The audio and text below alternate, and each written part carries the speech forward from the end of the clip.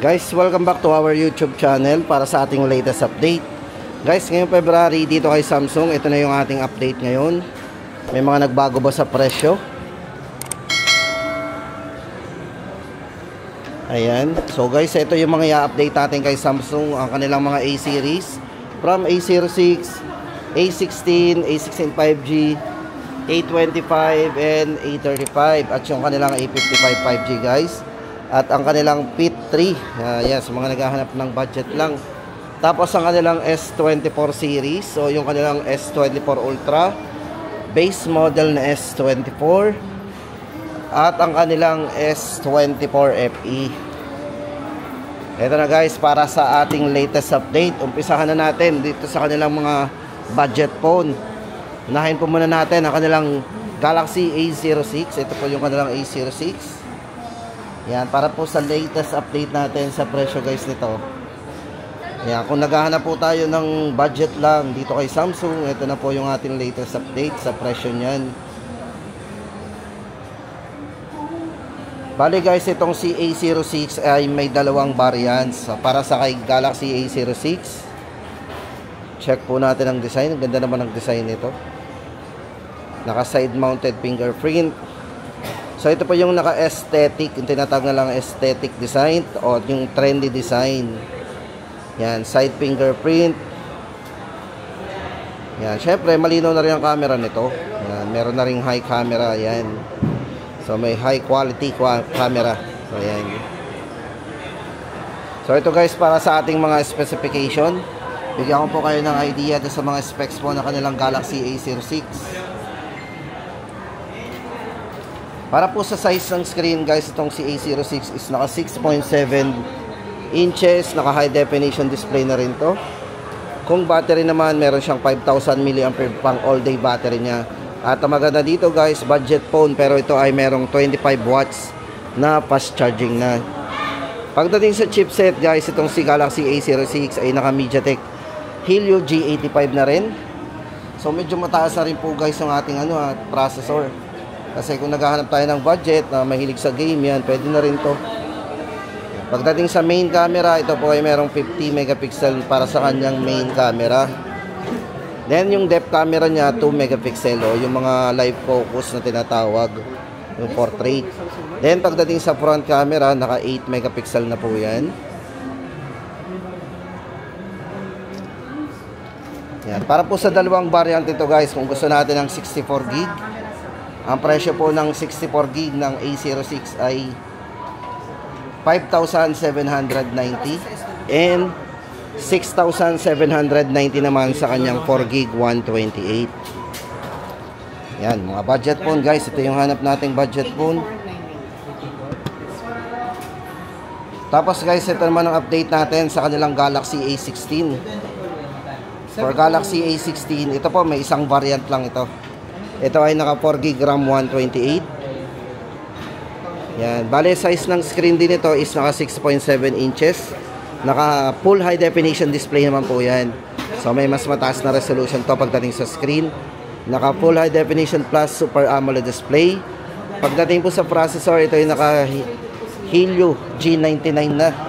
So medyo mataas na po yung kanyang processor. Naka Helio G99. Pagdating po sa mga camera guys, ito, yan, kung mahilig tayo sa camera, for A16, ito ay naka 50 megapixel na rin para sa kanyang ultra wide, o meron siyang wide angle kasi ito guys is naka 0.5 na rin. So meron siyang wide angle. Pag sinabing 0.5 guys, to up to 123 degree. Ayan, yung kaya niyang makuha. Pagdating po sa kanyang price guys, ito 9,990. Yan po yung ating update dito kay Galaxy A16. Yan, 9,990. Naka side mounted fingerprint na din. Then ito po guys is IP54 na din para sa dust and water resistant. Yan, Galaxy A16. Then guys, kung 5G naman ang ating hanap dito kay Samsung guys, ito naman yung kanilang A16 5G. Ito yung pinaka budget pagdating sa mga 5G series. Yan, for Galaxy A16 5G guys, ito ang ganda ng kanyang likod, naka glass back design to. So pagdating sa kanyang awesome durability, yan nga po ay naka IP54. So secure tayo sa mga splash ng tubig. Yan, para po sa size ng screen, ito ay naka 6.7 inches, Super AMOLED display na. Napakabibid na po ng display nito. Then ang bago po dito kay A16 5G, ito po ay merong built to last na security updates. Meron pong 6 years na security updates. Yan, bali guys, ang hawak natin na A16 5G, bukod sa 5G ito guys, syempre ito ay merong mataas na internal storage. Meron siyang 256 gig na internal storage. Yan, para po sa presyo ng kanilang A16 5G, 13,990. So guys, kung 5G ang ating hanap dito kay Samsung pero budget, Galaxy A16 5G 13,990.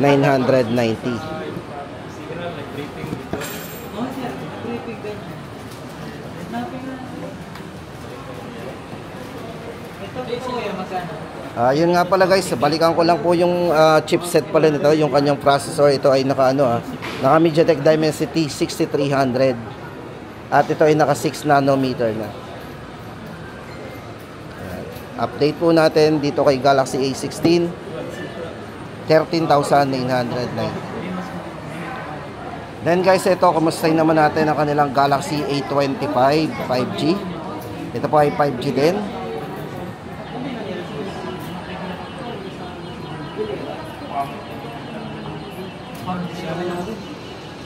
Ayan guys, para sa display, unahin na po natin, ito ay naka Super AMOLED display na rin para sa kanyang high quality display. Sa battery, meron na rin itong pang all day battery, 5,000 mAh powerful battery. At syempre, sa mga mahilig mag-camera, ito ay meron na ring enhanced camera experience. So check po natin ang camera niya. So meron na rin po siyang ultra wide angle, naka 0.5 yan. Diba, lawak ng kuha niya.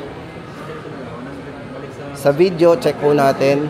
Guys, sa maganda dito, sa video for A25 5G ay mayroong stabilized video na to. Meron siyang full high definition display na naka 60 frame. So, napaka-smooth po niya, no? So, kahit shaky yung kamay natin, i-smooth ang video natin. Yan. Para po sa variants ito guys, ito may dalawang variants po ang kanilang Galaxy A25 5G.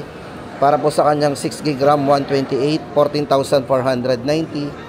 And sa 256 naman po ay 17,990. So ito guys, ang dalawang variants na pwede nating pagpilian for Galaxy A25.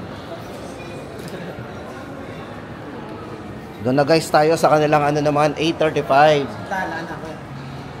For Galaxy A35 naman guys, ito 5G pa rin to. Yan, for Galaxy A35 5G, ito po guys ay may isang variant lang din. Ito ay merong yan.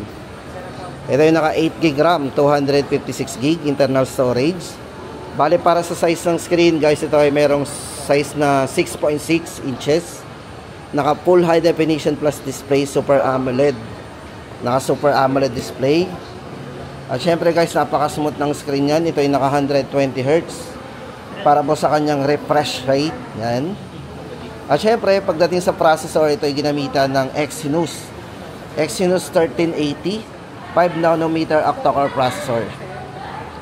Pagdating sa kanyang camera guys, meron siyang 50 megapixel. Check natin yung kanyang 50 megapixel na camera with optical image stabilization pagdating sa video. Yan. O, may wide angle din o yung tinatawag nating ultra wide. Yan, naka ultra wide po yan. Ito yung enhanced design po natin at saka naka form factor. Ito po yung form factor na design. Naka formation, di ba? So ito na guys, para sa latest update natin for Galaxy A35. Ito na po yung presyo nila ngayon. 8GB RAM 256, 20,990. Then ang kanila pong A55 5G naman, para sa latest update natin ng kanilang Galaxy A55 5G. Yan. Guys, ito bali may isang variant lang din to. Ito ay naka 8 GB RAM, 256 GB.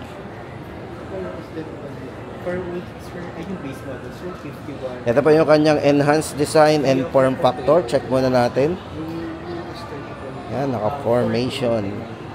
Then guys, ito pagdating sa camera, ito ay merong superior camera.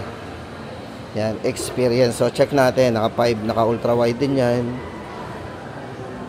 Then pagdating sa video, meron siyang optical image stabilization din. Check po natin kung anong resolution. Yan, naka 1080, naka full high definition, naka 60 frame. At syempre, pagdating sa kanyang fast and seamless performance, bali ang kanyang chipset, ito po ay naka 1480, Exynos 1480. Tapos naka 4 nanometer na. O, di ba? Sobrang ano niyan ha. Sobrang lakas na rin. Pagdating sa kanyang front camera, syempre guys, ito ay naka 32 MP. Yan, naka 32 megapixel po yan. Yan. Price update po natin, A55 5G, 24,990. Syempre guys, si Samsung meron sila ditong Fit 3. O yan, sa mga naghahanap ng Fit 3, ito inuulit ko guys, ang kanilang Fit 3 ay 3,490. Ito, napaka-premium ng design po niyan. O, check natin. Then, all-day tracking and monitoring po sa ating health monitoring. At 13 days long-lasting battery. Maliit lang po yan guys, pero pang matagalan ng battery, pang 13 days. O, diba? Standby. 3,490. Yan, 3,490. Tapos guys, ito na, punta naman tayo sa kanilang S24. Ito, daanan na natin lahat. Para po sa kanilang S24 Ultra. Ito yung kanilang S24 Ultra. Bali guys, ang kanilang S24 Ultra, meron itong tatlong variants. Yan. Para po sa tatlong variants guys, ng kanilang S24 Ultra. Para sa kanyang 256 GB. Unahin na po natin ang mga presyo guys. Ito 84,990. Then 92,990 naman kapag 512 GB. And 1 terabyte po nito 106,990. Yan. Para po sa kanyang specification guys, check po natin ang size ng screen. Ito ay naka 6.8 quad high definition plus display. Sa battery, meron siyang 5,000 mAh battery. Syempre guys, pagdating sa mga AI, so number 1 po ngayon yung dito kay Samsung. Meron po yung mga photo assist, transcript assist, and syempre guys, yung mga note assist. At syempre, pagdating sa camera, ito ay clear nightography zoom. Ito po yung kanilang S24 Ultra. Yan po yung mga presyo guys natin. Tapos guys, ito na ang good news. Sa mga nabanggit po nating presyo kanina, yun po yung mga original price po ng S24. Po, ito na po yung with promo ngayon, ngayong February 2025. Yan, ngayong February 2025 dito kay Samsung. Ang kanilang S24. Ayan, yung mga binanggit po nating original price, ito na po yung mga new price po niya ngayon. Ito yung with promo price. Ngayon po, yung kanyang 256 ay 71,990. Then, ang 512 naman po niya, 79,990. And 1 terabyte, 96,990. Guys, bali na discount natin dito ay 13,000. So, naka-discount tayo dito ng 13,000. O, diba? Ang laki ng ating na-discount.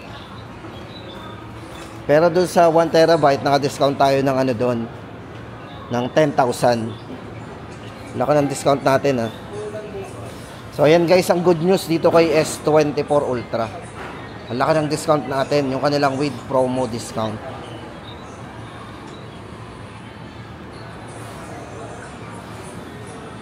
Tapos guys, ito punta naman tayo sa iba pa nilang mga S24 series. Para ngayong February guys, good news din. Kasi ito guys, ang kanilang para dito sa kanilang S24, ito po ay discounted o meron po sila ditong new SRP na kung tawagin.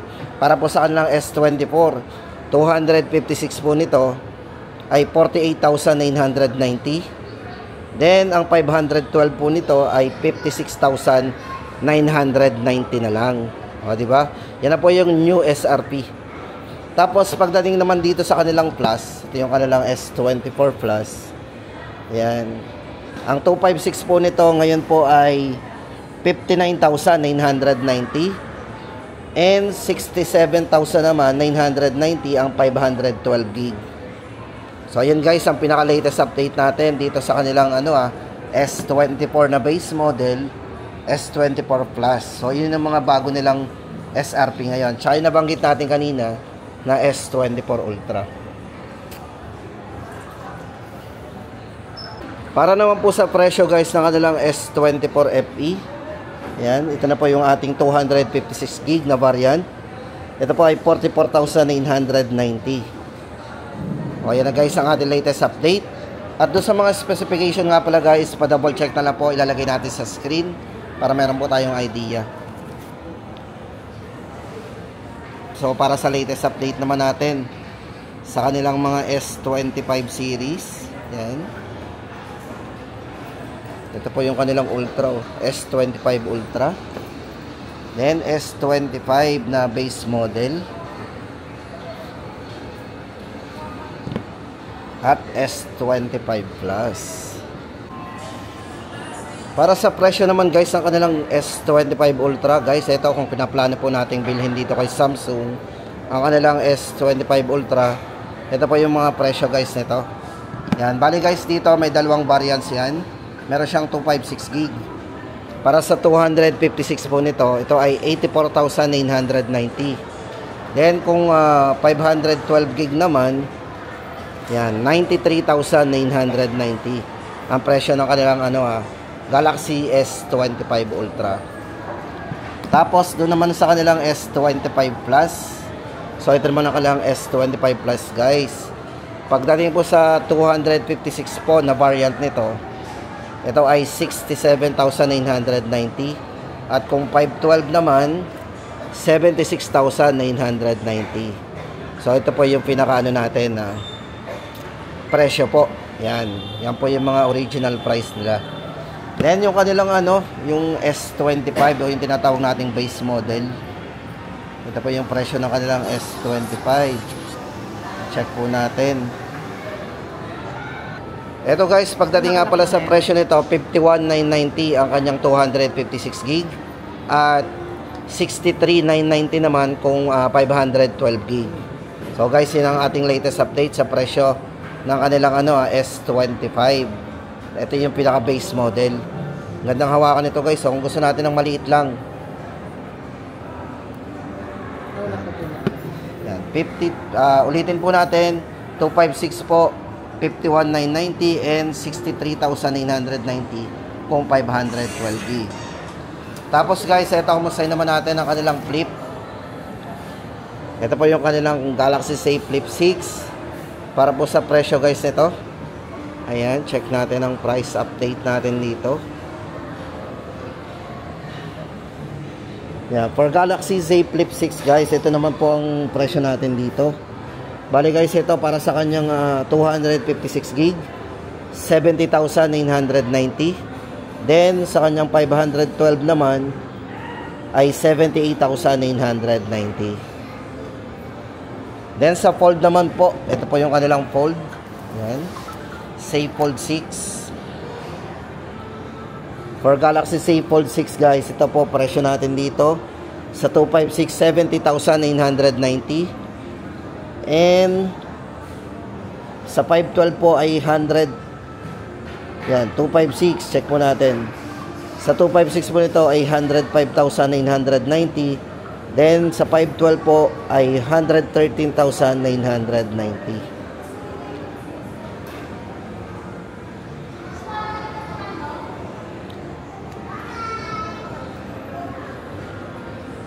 At yan guys ang ating latest update dito kay Samsung ngayong February.